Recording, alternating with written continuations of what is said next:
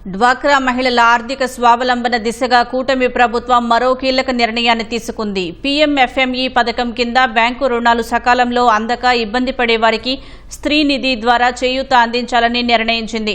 ఈ పథకం కింద బ్యాంకుల నుంచి అప్పు తీసుకునే వారికి వర్తించే 35% రాయితీని స్త్రీ నిధి ద్వారా తీసుకునే రుణానికి కూడా వర్తింపజేసేందుకు కేంద్రం అంగీకరించింది.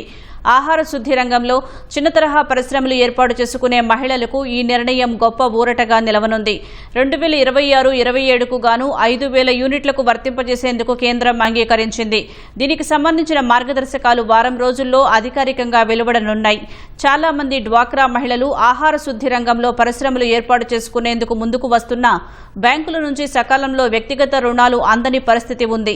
దీన్ని గుర్తించిన ప్రభుత్వం సెర్ప్ పరిధిలోని స్త్రీనిధి సంస్థ ద్వారా తీసుకునే రుణాలకు పీఎంఎఫ్ఎంఈ పథకం రాయితీని ఇవ్వాలని సెర్ప్ శాఖ మంత్రి కొండపల్లి శ్రీనివాస్ ఇటీవల కేంద్ర ప్రభుత్వం దృష్టికి తీసుకువెళ్లారు.